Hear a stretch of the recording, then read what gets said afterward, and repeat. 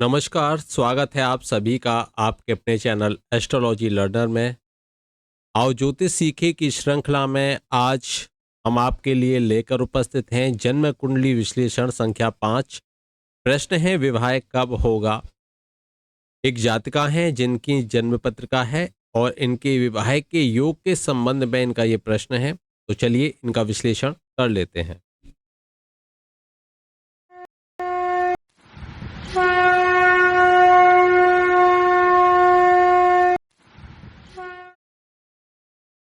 यहाँ जन्म पत्रिका हमारे सामने है।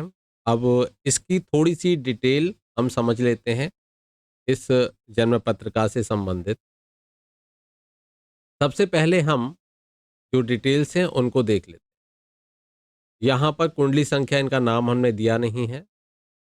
यहाँ 20 नवंबर और 1996 शाम के 4:20 का इनका समय है। स्थान है सहारनपुर और यहाँ ये इनसे संबंधित डिटेल्स हमने देख ली। पंचांग को भी देख लेते हैं। शुक्ल पक्ष एकादशी के दिन बुधवार के दिन इनका जन्म हुआ। उत्तरा भाद्रपद के प्रथम चरण में नक्षत्र इनका उत्तरा भाद्रपद है जिसमें इनका जन्म हुआ है। अब हम देखते हैं क्योंकि विवाह का प्रश्न है तो सबसे पहले हम जन्म लग्न और चंद्र लग्न इनका विश्लेषण करेंगे, नवमांश का विश्लेषण करेंगे और फिर केपी मेथड से भी हम ये देखेंगे कि क्या स्थिति बनती है। गोचर का भी विश्लेषण करेंगे और तब हम विवाह की जो स्थिति है उस स्थिति पर जाएं। इनकी ग्रह स्थिति को यदि देखें तो मेष लग्न में उदय हुआ है। लग्न का जो मेष राशि है उसमें लग्न का उदय हुआ है 17 अंश 37 कला 56 विकला पर। देखिए अलग अलग सॉफ्टवेयर में ये थोड़ा सा अप्स एंड डाउन्स हो सकते हैं। भरणी नक्षत्र का दूसरा चरण यहाँ पर दिख रहा है। सूर्य वृश्चिक राशि में है, अनुराधा नक्षत्र में है जो शनि का नक्षत्र है। चंद्रमा मीन राशि में है, उत्तरा भाद्रपद में।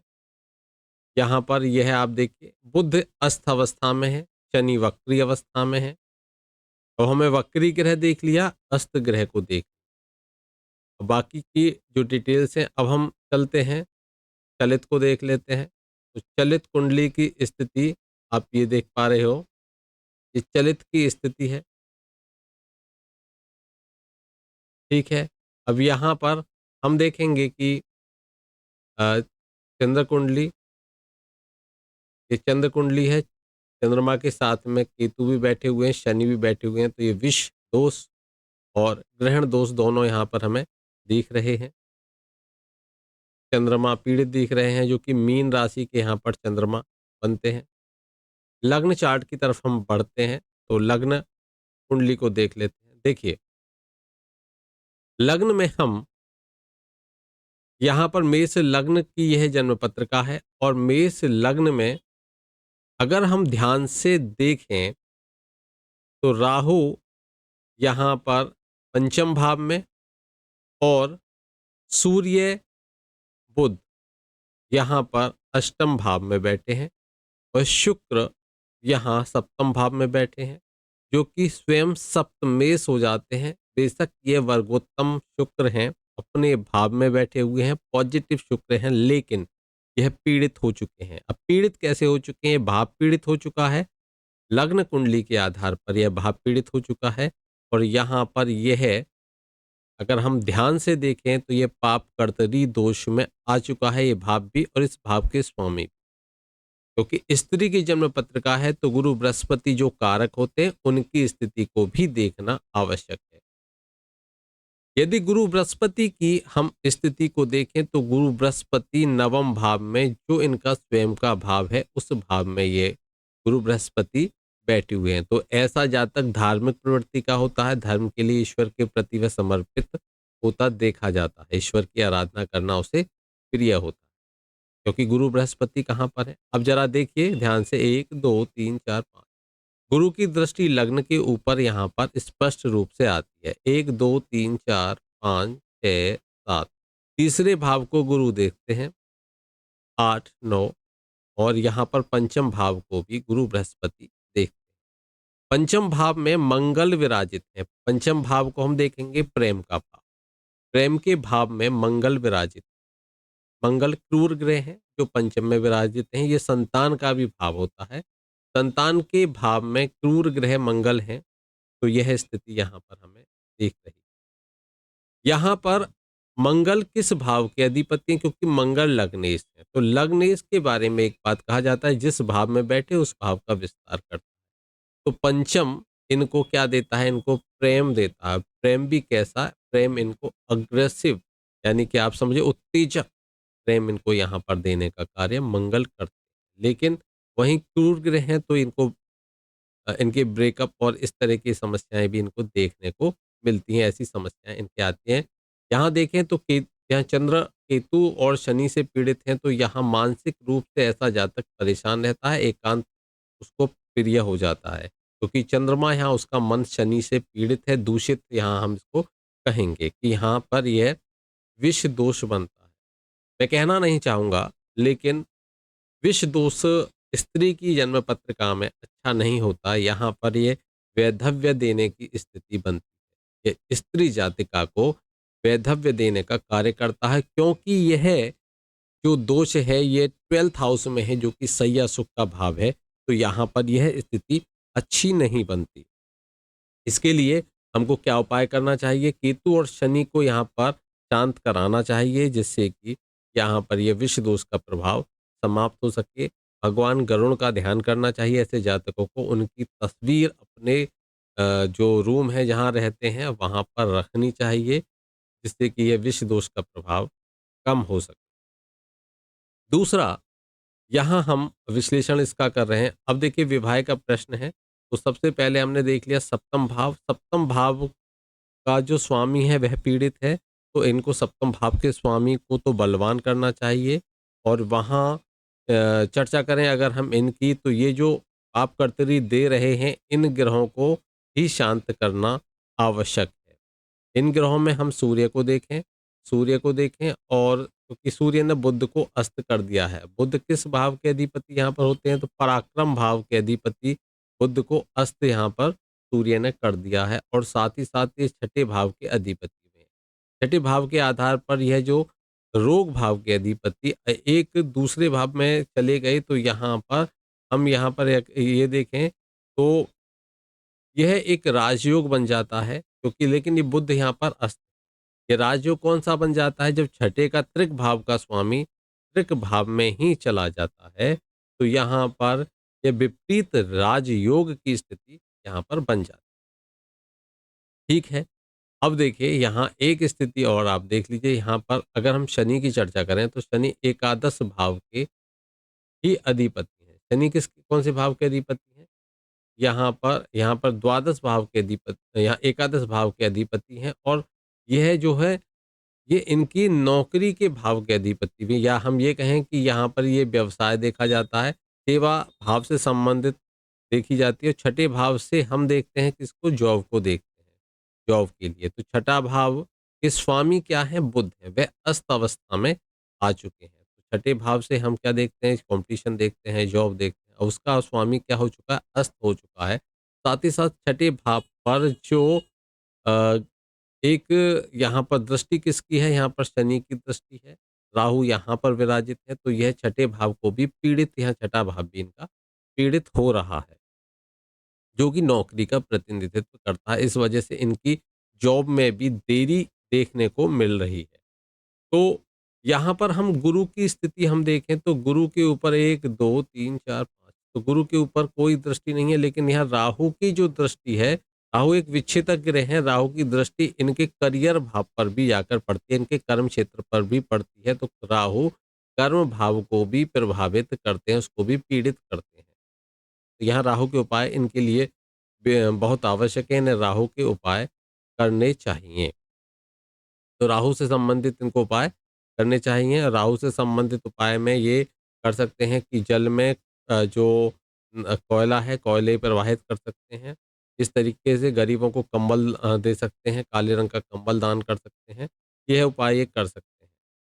वहीं सूर्य से संबंधित इनको आदित्य हृदय स्तोत्र का पाठ करना चाहिए, क्योंकि सूर्य सरकारी नौकरी के कारक होते हैं। तो यहाँ पर यदि ये पीड़ित हो जाते हैं, तो वहाँ सरकारी नौकरी में भी देरी, विलंब और समस्याएं उत्पन्न करते हैं। जबकि हम यहाँ पर अगर बात करें, तो शुक्र जो सूर्य हैं वह पंचम भाव के अधिपति होते हैं। तो यहाँ ये प्रेम से संबंधित भाव को भी पीड़ित करते हैं।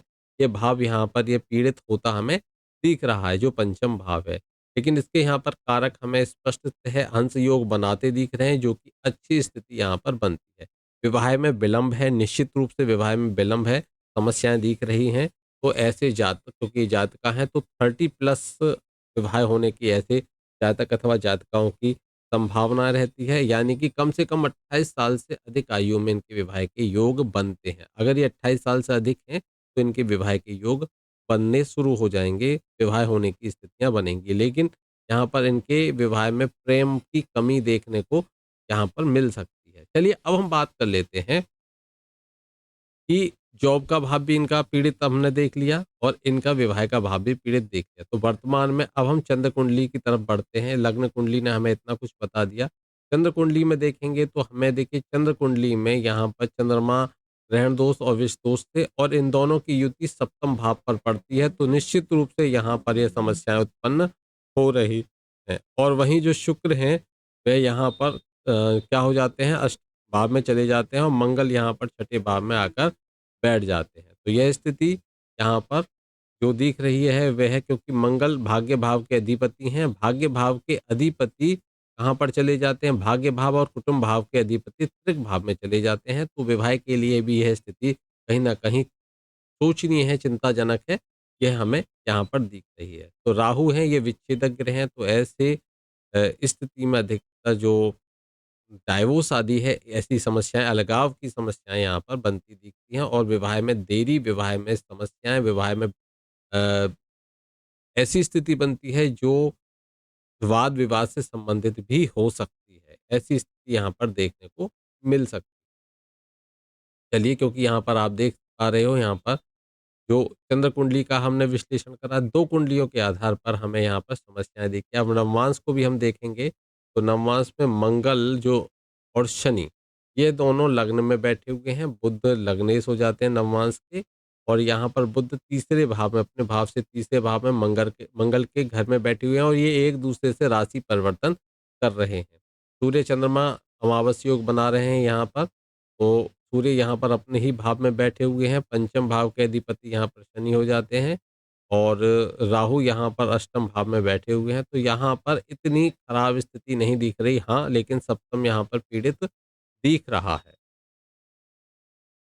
अब यहाँ पर गुरु की स्थिति हमें पॉजिटिव मिली, लेकिन सप्तम और सप्तमेश की स्थिति हमें पॉजिटिव नहीं मिली। तो मैं इनके लिए सजेस्ट करूँगा कि ऐसी जातक अथवा जातिका, विशेषकर जातिकाओं की यह स्थिति यदि होती है, तो वहाँ उनके लिए वट सावित्री व्रत आदि रखने चाहिए। उनको इस तरह का जो उपाय है वह उपाय करना चाहिए। और यहाँ पर चंद्र कुंडली में अगर देखें तो यहाँ पर चंद्र कुंडली देख ली हमने, लग्न कुंडली देख ली और चलित यहाँ पर देख ली। अब वर्तमान की हम इनकी दशा आदि और देख लेते हैं। वर्तमान में देखें तो यहाँ पर बुध की महादशा इन पर 2029 तक चलेगी और बुध में जो अंतर है यह किसका रहेगा? बुध में अंतर रहेगा। अब इस समय 2024 है, तो वर्तमान में बुध में राहु चल रहे हैं इनके। तो राहु चंद्र कुंडली से सप्तम भाव में बैठे हैं, तो विवाह से संबंधित इनकी बातचीत चलेगी इस समय पर। बुध के घर में राहु, आगे देखिए इसके बाद में बुध के घर में गुरु, गुरु कारक हैं। तो यहाँ पर जून के बाद में इनके विवाह का योग, प्रबल योग हमें दिख रहा है। वैसे यहाँ भी विवाह का योग हमें इनका जून तक और जून के बाद यहाँ तक का ये विवाह का योग हमें इनका दिख रहा है कि बुध में जब गुरु आएँगे, विवाह की स्थिति यहाँ पर इनकी बनेगी।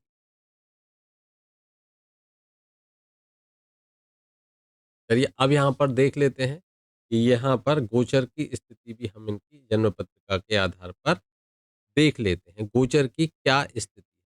देखिए बुध की महादशा होने के कारण यहाँ पर यह इनके, क्योंकि इनके जो नौकरी भाव के अधिपति हैं वह क्या है, वह अस्त अवस्था में है। इस वजह से यहाँ पर जॉब की समस्याएं इनको आ रही हैं।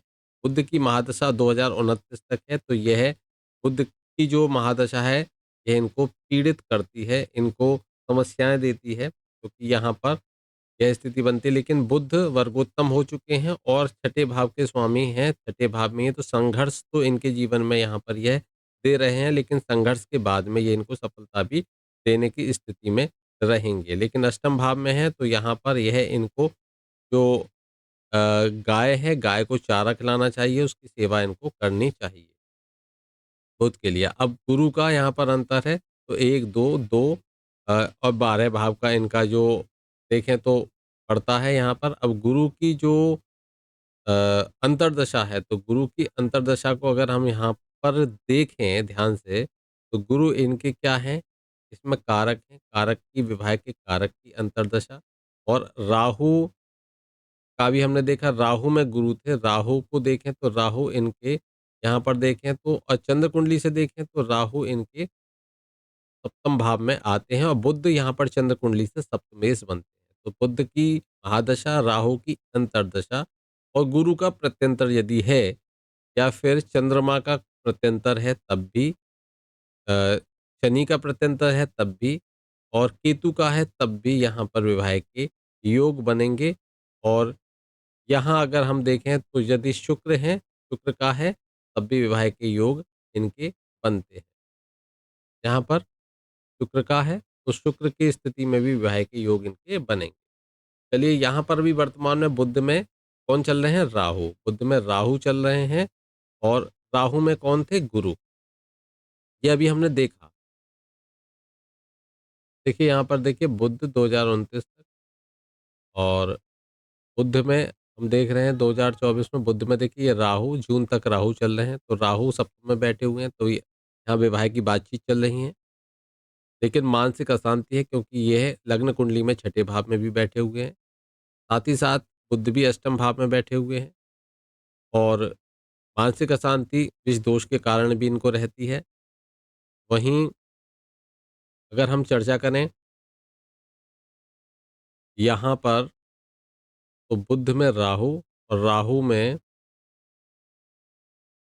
वर्तमान में यहाँ देखिए बुध में राहु, राहु में मंगल, यहाँ के बाद में हम देखेंगे बुध में राहु के बाद में गुरु की स्थिति आएगी, बुध में गुरु की।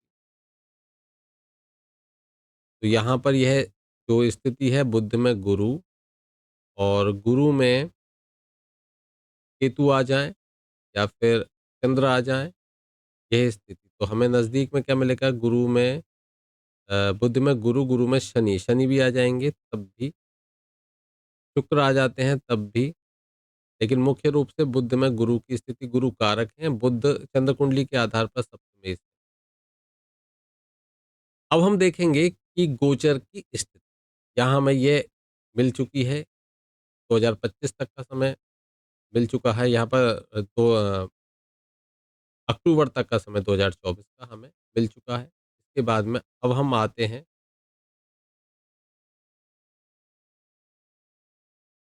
गोचर में, अगर हम देखें तो वर्तमान में मैंने आपको बताया गुरु मई से कब किस में आ जाएँगे? वृषभ राशि में आ जाएँगे। शतक कुंडली से यहाँ पर देखिए, जब गुरु चंद्रमा से तीसरे भाव में भी क्या करते हैं? तीसरे भाव में भी घूमते हैं, भ्रमण करते हैं चंद्रमा से। तो यहाँ पर ये चंद्र कुंडली बन रही थी। चंद्रमा से यदि गुरु कहाँ भ्रमण करें? तीसरे भाव।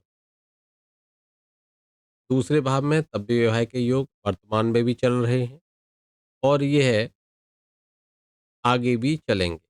तो एक गुरु का गोचर हमें स्पष्ट कर देता है। शनि को देखें तो 1, 2, 3। शनि की दृष्टि भी यदि यहाँ पर 1, 2, 3, 4, 5, 6, 7 इस भाव में, और ये स्थिति स्पष्ट रूप से दिख रही है कि यहाँ पर 2024 का जो समय है वह काफ़ी हद तक इनके विवाह के लिए अनुकूल है। अब देखिए, अगर हम बात करें इसके साथ में, हम केपी एस्ट्रोलॉजी को भी अगर देख लेते हैं तो और थोड़ा-सा अच्छे से हम समझ पाएँगे। यहाँ तक हम इसको समझ चुके हैं, एक बार इनके बल को भी देख लें, कौन से भाव इनका बलवान है। यहाँ देखिए षडबल में सबसे ज़्यादा जो ग्रह इनके बलवान हैं वह कौन है? तो शुक्र हैं। वहीं पे भाव देखें तो भाव में छठा भाव ज़्यादा इनका अधिक बलवान है, फिर चौथा भाव बलवान है और सप्तम भाव तीसरे नंबर पे आता है यहाँ पर बल में। अब हम बात करेंगे केपी के अकॉर्डिंग। यहाँ पर केपी कुंडली को अगर देखेंगे तो केपी चार्ट है। यहाँ पर सप्तम भाव में कौन से बैठे हैं? सूर्य और बुध यहाँ पर सप्तम भाव में बैठे हैं। और अगर हम देखेंगे ध्यान से तो हम दूसरे भाव को, 7वें भाव को और 11वें भाव, इनसे हम विवाह को देखते हैं और विवाह में आने वाली समस्याओं को छठे भाव से, 10वें भाव से और पहले भाव, ये बाधक होते हैं इस भाव। तो देखेंगे कौन-कौन से ग्रह हैं जो इस भाव का निर्देशन करते हैं और उनकी दशा आदि है या नहीं अभी हाल-फिलहाल में। तो चलिए उसे भी देख लेते हैं। यहाँ हम भाव को देखें तो 7वें भाव में देखें तो 7वें भाव में राशि शुक्र की है, राहु का नक्षत्र है और सूर्य यहाँ पर क्या है? उपपति है, ठीक है? सब लॉर्ड है सूर्य को देखिए। अब सूर्य जिस भाव में, किस भाव में बैठे हुए हैं? सूर्य छठे भाव में बैठे हुए हैं। तो सूर्य बुध के घर में बैठे हुए हैं और नक्षत्र का सूर्य का बुध यहाँ पर हम देखेंगे। तो बुध की यहाँ ये स्थिति। अब हम देख लेते हैं निर्देशक कौन-कौन यहाँ पर बन जाते हैं। वर्तमान में जो बुध की महादशा इन पर चल रही है, तो देखिए क्या बुध प्रॉमिस करते हैं विवाह का? 3, 6, या देखिए छठे से तो बाधक हो गए, 7। हाँ, प्रॉमिस तो करते हैं लेकिन बाधा के साथ।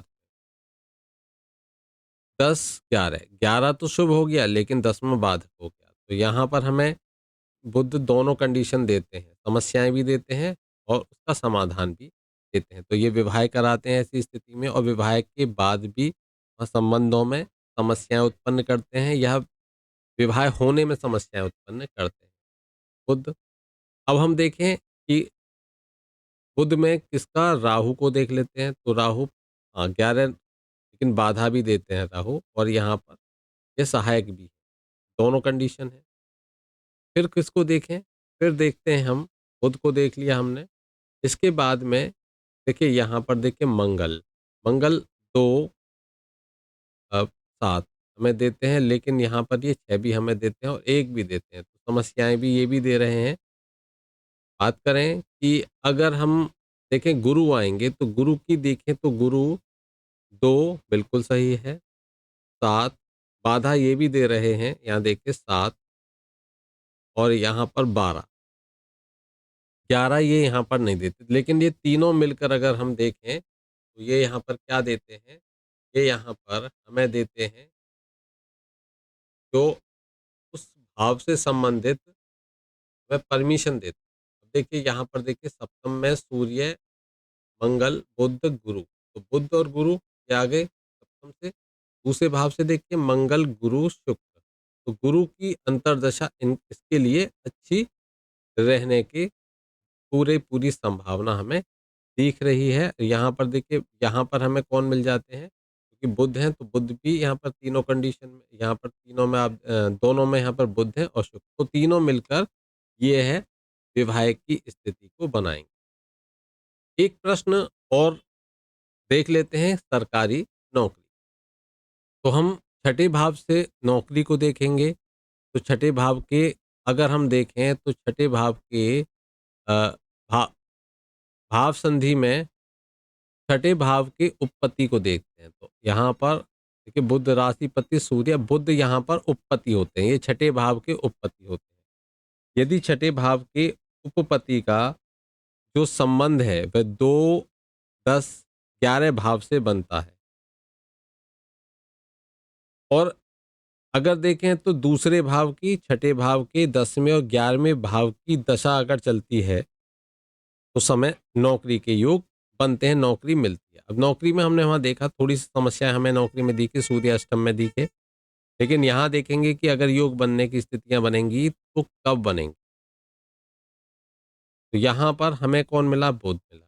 बुध का अब देखिए क्या बुध का संबंध है जो इन भावों से। कौन सा भाव? दूसरा भाव, 10वां भाव, और हमने कौन सा देखा? दूसरा भाव, 10वां भाव और 11वां भाव। तो 2, 6, 10, 11 छठा भाव स्वयं नौकरी का होता है। और अगर इनके ना मिलने के भाव देखें तो 5वां, 8वां और 12वां, और छठा, 8वां और 12वां। यदि उपपत्ति का संबंध इन भावों से बनता है तो नौकरी नहीं मिलती और तरक्की में बाधा भी आती है। अब हम ये भी देखेंगे। और तरक्की का भाव 2, 6, 10, 11, नौकरी में बदलाव का भाव 1, 5, 9, ये सब देखते हैं। अब हमें इनका देखना क्या है? अब हमें इनका देखना है कि इनको नौकरी के योग हैं या नहीं है। इनकी नौकरी बन रही है या नहीं, तो इसलिए हम देखेंगे कि उपपत्ति का संबंध, छठे भाव के उपपत्ति का संबंध क्या दूसरे, छठे, दूसरे, 10वें और 11वें भाव से बन रहा है या नहीं बन रहा। चलिए ये देखते हैं। तो यहाँ पर कौन है उपपत्ति? जो छठे भाव के उपपत्ति कौन है? बुध। बुध कहाँ बैठे हुए हैं? बुध बैठे हुए हैं शुक्र के घर में। ठीक है, शुक्र के घर में सूर्य के साथ। अब शुक्र जो है इनके राशिपति हो जाते हैं। शुक्र क्या हो जाते हैं? राशिपति हो जाते हैं। अब बुध देखिए, बुध का शुक्र यहाँ पर किसके मालिक है? इनका घर कौन सा है? इनका दूसरा घर है। यहाँ हम समझ चुके हैं। अब चलिए जरा देख लेते हैं कि स्थिति क्या है। ग्रह निर्देशन में जाकर देखते हैं। क्या बुध दूसरे, 10वें और 11वें भाव का निर्देशन करते हैं? देखिए बुध हमें दूसरे भाव का नहीं करते, छठे का करते हैं, 10वें का करते हैं, 11वें का भी करते हैं। तो यहाँ पर हमें स्पष्ट है कि जो दूसरे को छोड़कर दूसरे के बंधक भाव का ये करते हैं। छठे का, छठे का, 7वें का, तो यहाँ पर ये अपना जॉब के बाद में स्वयं का कार्य भी ये करेंगे, तो ये बुध की दशा में ही इनकी नौकरी लग जाएगी। ये प्रॉमिस करते हैं यहाँ पर बुध नौकरी का, क्योंकि ये इनको भाव देते हैं 6, 10, 11। गुरु का अंतर देखें तो गुरु 2 देते हैं, 6 देते हैं और 7 देते हैं। तो ये प्रॉमिस करते हैं गुरु विवाह का भी, और यहाँ पर इनकी नौकरी का भी प्रॉमिस यहाँ पर हो रहा है। तो यहाँ पर इन्हीं दशाओं में इनकी नौकरी का योग भी बनेगा। बुध की महादशा में, गुरु की अंतर्दशा में भी नौकरी का इनका योग बनेगा। तो प्रॉमिस यहाँ पर करते हैं इनके लिए। इनकी 10वां हम देखें, 10वां कर्म का भाव है। यहाँ सूर्य भी प्रॉमिस करते हैं, यह भी नौकरी देने के लिए। यहाँ पर चंद्रमा का भी देखिए आप प्रॉमिस देख सकते हो, यहाँ चंद्रमा का भी प्रॉमिस है। यहाँ पर 2, 6, 7, यहाँ पर देखिए तो यहाँ हमें स्पष्ट रूप से मिल जाता है कि जो जब भी इनकी दशा चलेंगी तो जो ये निर्देशन करते हैं उपपत्ति की दशा में, बुध उपपत्ति हैं, और बुध ये डिसाइड करेंगे, तो बुध डिसाइड करते हैं कि इनको नौकरी मिलेगी। तो ये निश्चिंत रहें, इनको नौकरी के योग बनते हैं। और इनके नौकरी के योग जो बनते हैं बुध और गुरु की अंतर्दशा में भी बनते हैं।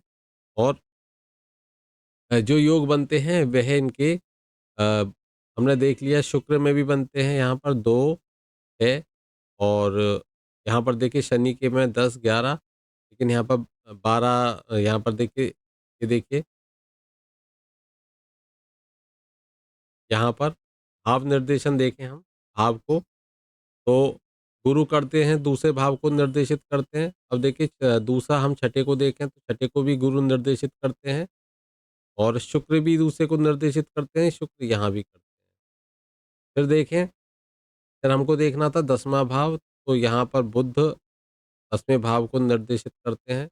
शनि करते हैं, और एकादश भाव को देखें तो बुध निर्देशित करते हैं एकादश भाव को, और यहाँ पर सूर्य भी करते हैं, 10वें और एकादश दोनों को चंद्रमा भी करते हैं, बुध भी करते हैं, शनि भी करते हैं। तो यह जो देख रहे हैं आप, इनकी दशा में साथ ही साथ हमें देखिए बुध स्पष्ट रूप से दिखते हैं कि बुध अपनी दशा में इनको सरकारी नौकरी का जो है वह देकर अवश्य जाएँगे, सरकारी नौकरी का योग बनेगा। इसकी दशा में, बुध की दशा में ही इनका सरकारी नौकरी का योग बनेगा। यहाँ स्पष्ट रूप से हमें यह दिख रहा है। तो इस जन्म पत्रिका का हमने विश्लेषण किया, इस जन्म पत्रिका को हमने समझा, और इसकी विवाहिका और हमने सरकारी नौकरी या नौकरी का इनका जो प्रश्न था उसको भी हमने यहाँ पर बताने का प्रयास किया है। अब हम बात करेंगे कि इनको कौन-कौन से उपाय करने चाहिए। एक तो इनको आदित्य हृदय स्तोत्र का पाठ करना चाहिए। अगर ये उसको नहीं कर सकते हैं, तो यह लाल गाय को गुड़ खिलाएँ। लाल गाय को जो लाल गाय के लिए यह गेहूँ भी खिला सकते हैं। यही उपाय करें। साथ ही साथ इनको शुक्र को, जो इनका पीड़ित है और सप्तम इनका पीड़ित है, तो यहाँ शुक्र को इनको बलवान करना चाहिए। और इनके एक बार और हम थोड़ा-सा देख लेंगे तो हमें इनको यहाँ पर राहु से संबंधित दान करना चाहिए। सूर्य से संबंधित तो बुध, यहाँ पर भगवान गणेश की स्तुति अगर ये करें तो इनके लिए बहुत अच्छी रहेगी, क्योंकि यहाँ पर ये सफलताएँ गणेश भगवान की पूजा से इनको मिलनी प्रारंभ हो जाएँगी। साथ ही साथ यह एक पात्र में हल्दी डालकर यदि स्नान करना प्रारंभ करें, तो वहाँ पर भी यह इनकी स्थिति अच्छी, वैवाहिक स्थिति भी बनेगी। साथ ही साथ नौकरी के लिए ये भगवान सूर्य की आराधना करें, तो वहाँ पर नौकरी के योग बनेंगे। राहु की शांति करें, यह इनको उपाय करने चाहिए। यहाँ पर यह इनकी स्थितियाँ बनती हैं। साथ ही साथ विष दोष है तो शनि का ये दान करें, शनि से संबंधित वस्तुओं का दान करें, और चंद्रमा के लिए भगवान शिव के ऊपर जो जलाभिषेक है, वह ये जलाभिषेक करें। दूध से, कच्चे दूध से भी ये वहाँ पर अभिषेक कर सकते हैं। इनको कच्चे दूध में मीठा मिलाकर किसी बरगद की वृक्ष की जड़ में वह डालना चाहिए, और वहाँ की जो मिट्टी है उससे तिलक भी करना इनको चाहिए। इससे भी इनकी जो विवाह में आ रही बाधाएँ हैं, समस्याएँ हैं, वह समाप्त होती चली जाएँगी। और वहीं अगर हम बात करें तो नौकरी के लिए इनको जो प्रयास करना चाहिए, वह उपाय करने चाहिए। मैंने बता दिया, सूर्य से संबंधित इनको उपाय करने चाहिए। सूर्य आदि को इनको बलवान करना चाहिए, और उसकी शांति भी करनी चाहिए। यह उपाय इनके लिए शुभ और श्रेष्ठ रहेंगे। तो आज के लिए इतना ही। आशा करता हूँ ये विषय आपको समझ में आया होगा। ये कुंडली विश्लेषण भी आपको समझ में आया होगा। चलिए, इसमें इतना ही। जय श्री